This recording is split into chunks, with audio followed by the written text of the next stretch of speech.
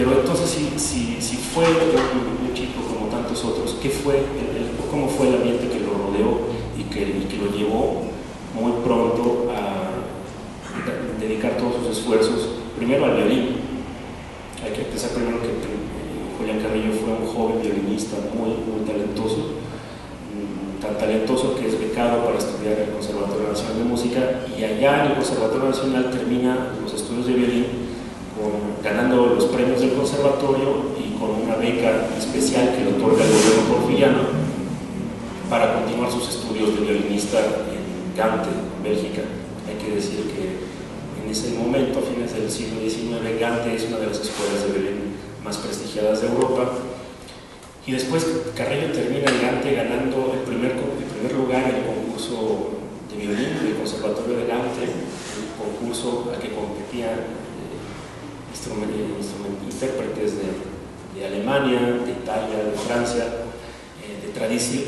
de la tradición violinística más fuerte, de donde nace el instrumento y el repertorio de violín. Julián Carrillo gana todo ese terreno, después se va a Alemania, nada más y nada menos, se va a Leipzig a continuar sus estudios. Allá comienza a estudiar composición musical y dirección de orquesta, y estudia con los mejores maestros de la época en Leipzig, la ciudad donde desarrolló su carrera musical Johann Sebastian Bach, donde desarrolló su carrera musical Felix Mendelssohn, en fin, una de las capitales importantes de la música. A Leipzig, donde estudió en el conservatorio y tocó como violinista en la orquesta dirigida por Arthur Nikisch. Todo lo que vio y aprendió Carrillo en Leipzig, por llamarlo así, lo absorbió. Las lecciones de Jadassohn se convirtieron en su punto de partida como compositor. Jadassohn, detenido todavía en el estilo de principios del siglo XIX, será para Carrillo aún más tarde su medida de la música europea. So we have many trends that are happening at the same time that are interpolated. So of course late romanticism. La transición del romanticismo tardío hacia una nueva etapa que suele llamarse expresionismo está también relacionada en la historia de la música con la transición de un sistema de 12 tonos, como los tiene por ejemplo las 12 teclas del piano, las 5 blancas y las negras que están intercaladas, pues corresponden a la escala básica llamada diatónica, y a las teclas complementarias que completan la escala llamada cromática. Este sistema entra en crisis con estas nuevas ideas revolucionarias. Lo que encontraron los teóricos interesados en y que provocaron también esta crisis era cómo dividir, bajo qué criterio dividir estos intervalos, más allá de los 12 intervalos que se contienen en la escala clásica tradicional de la música europea. La pregunta era cómo pasar a esas divisiones menores. Había compositores como Debussy que estaban buscando una paleta de sonidos y que se daban cuenta ellos que había posibilidad de ir más allá de las relaciones tradicionales entre los tonos. En el caso de Debussy, el impresionismo lo que hace es hacer matices para que no poner énfasis en los intervalos clásicos. Y esta noche quisiera mostrar algunos ejemplos de cómo viene la transición de este mundo impresionista hacia lo que después se convertiría en un discurso microtonal.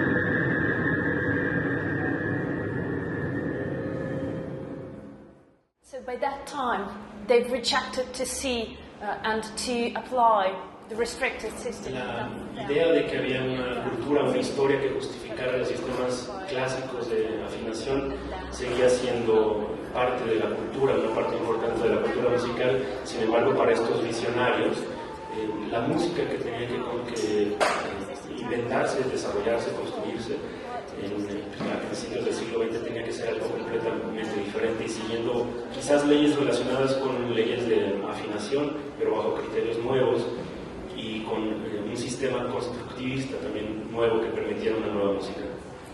So now we are on the eve of the greatest musical revolution of introduction of quarter tones to music, said Ivan Vishnegradsky.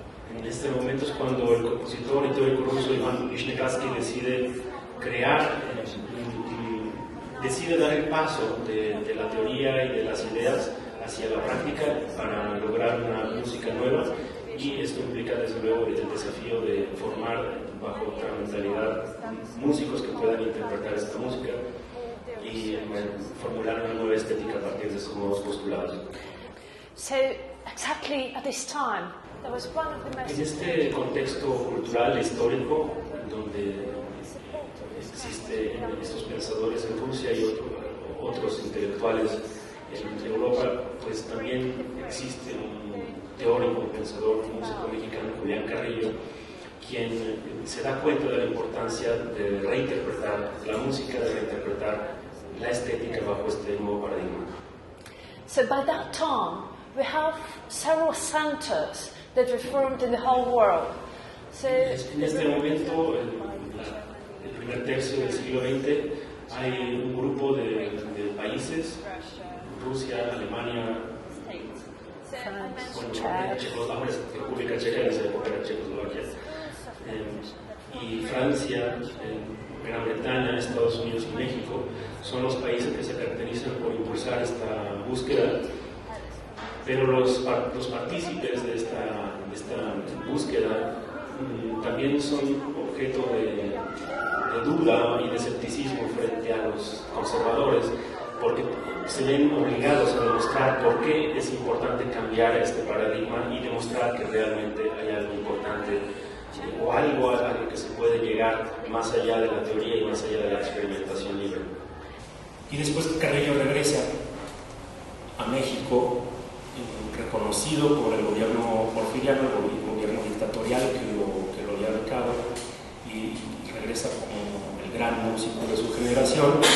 Para mala fortuna de Julián Carrillo, viene la Revolución Mexicana, es derrocado el régimen que lo patrocinó.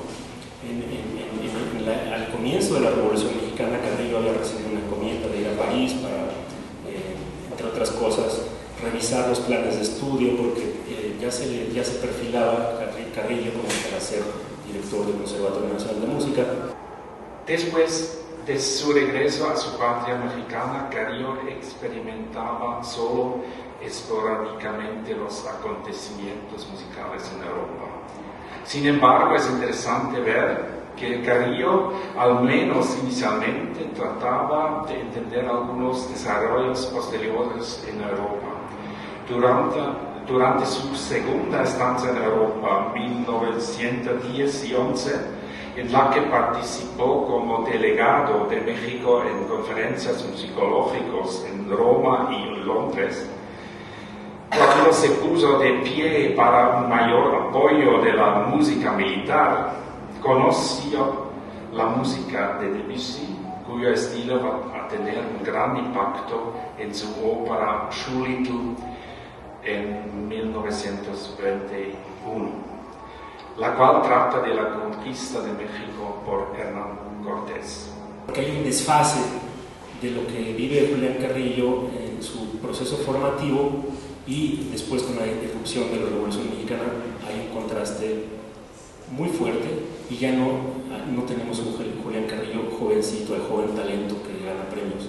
Ya en 1920 Julián Carrillo, si nació en 1875, pues tiene 45 años y se tiene que enfrentar en ese momento con la nueva generación que viene con un discurso completamente distinto. Hay que recordar que el discurso original de la primera parte de este Julián Carrillo que justifica su nueva manera de proponer la música es un discurso positivista. Carrillo pertenece más bien a ese grupo, es producto de ese grupo de los científicos y trata de justificar a toda costa este positivismo. Me parece que el discurso materialista científico del siglo XIX, con la revolución industrial del siglo XVIII, que se acentúa con los desarrollos y los descubrimientos científicos del siglo XIX, son una especie de sustitución, pero no total, del esquema judeocristiano. Es decir, hay un disfraz, Europa se disfraza sus discursos culturales de progreso, pero en realidad este progreso no deja de ser una creencia en ascender a los cielos, es una estructura idiosincrática profundamente judeocristiana. Julián Carrillo también tuvo que huir en 1914 con su gran familia, con 6 hijos. Él busca el exilio en Nueva York. En Nueva York, Carrillo escribe en 17 el texto El Sonido 3. Solo 6 años después, es decir, en 23, se atreve a publicarlo en la segunda parte de sus pláticas musicales.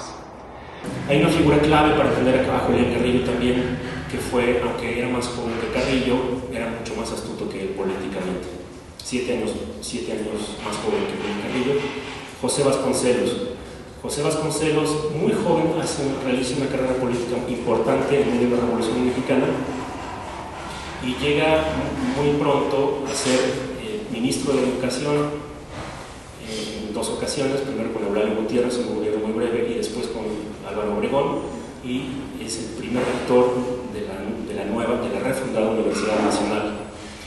Y Vasconcelos apoya políticamente y económicamente a Julián Carrillo para que regrese a México en 1921, le da la batuta de la Orquesta Sinfónica Nacional, pero también Carrillo trata de ponerse al día en las nuevas ideas de estos jóvenes o de una generación inmediatamente posterior a la suya y trata de adoptar ciertas ideas. Después de 23, cuando proclamó oficialmente el Sonido 13, la perspectiva de Carrillo cambia fundamentalmente. Él sigue la historia de la música de Europa solo para asegurarse de que continúa siendo el primer y más grande revolucionario musical de todos los tiempos. Él fundó un coro con el cual estudió microtonos. Él empieza poco a poco a desarrollar alguno como una teoría del sonido 13 e inventa una notación numérica con la que puede anotar todos los sistemas microtonales y también la música cromática. El 15 de febrero de 1925, Carrillo acaba de cumplir 50 años de edad, se celebró bajo el patrocinio del periódico El Universal el primer concierto de Sonido 13. Además de Carrillo se presentan 2 compositoras, Elvira Larios y Soledad Padilla, y el compositor Rafael Adame. Carrillo presenta las primeras 5 composiciones de Sonido 13. La prima es el Preludio a Colón.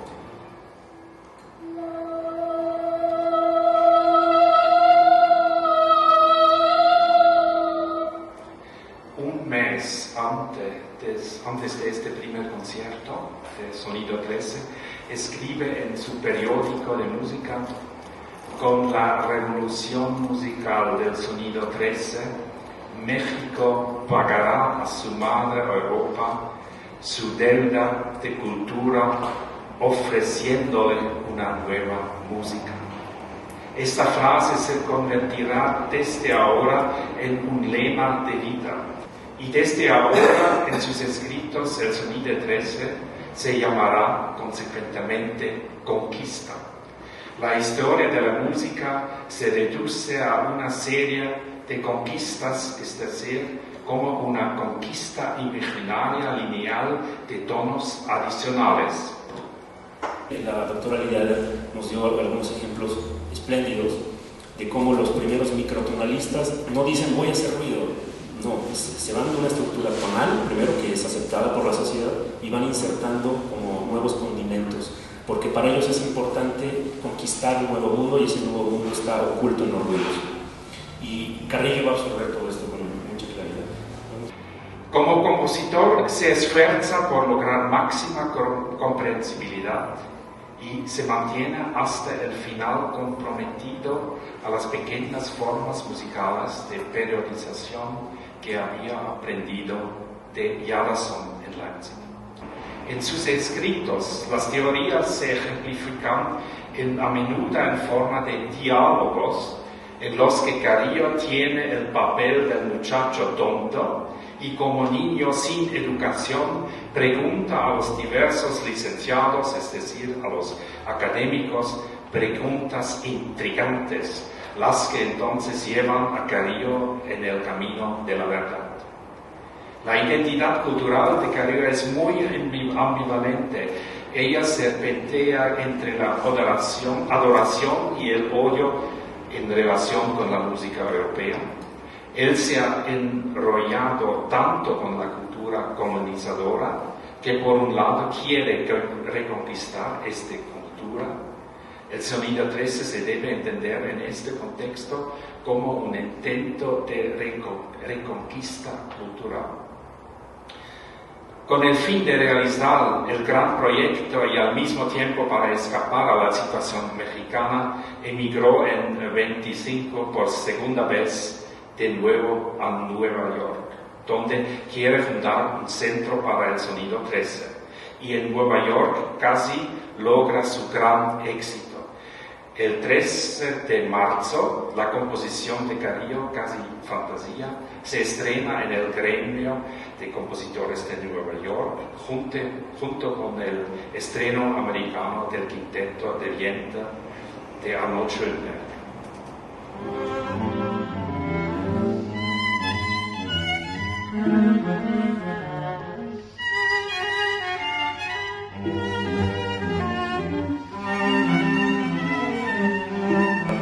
Leopold Stokowski viaja especialmente para este concierto de Pittsburgh y queda entusiasmado por la notación de Carrillo, de sus instrumentos y su música.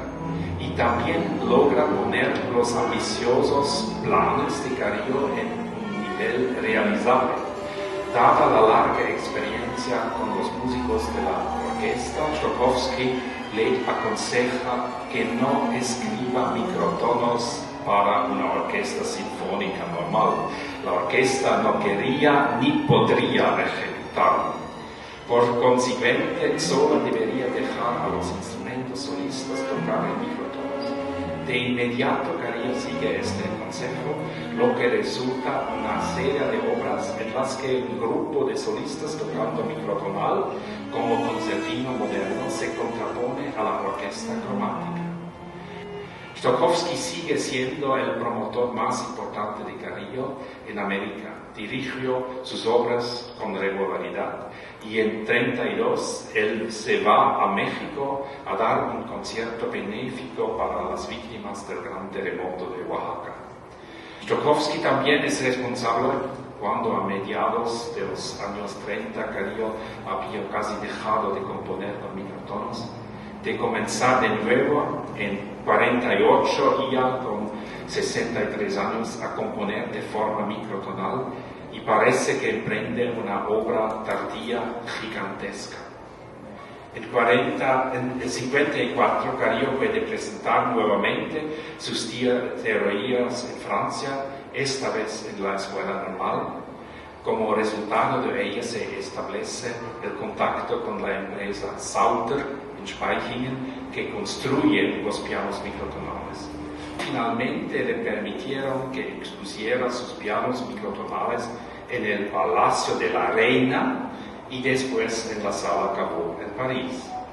Ahí finalmente llega a tener lugar la reunión histórica para la microtonalidad, en la que Adrian Fokker, Julian Carrillo, Alois Haba e Ivan Vashnegradsky se encuentran. Los amigos de la microtonalidad nombran en esta reunión al Carrillo de 83 años de edad como el fundador original de los microtonos.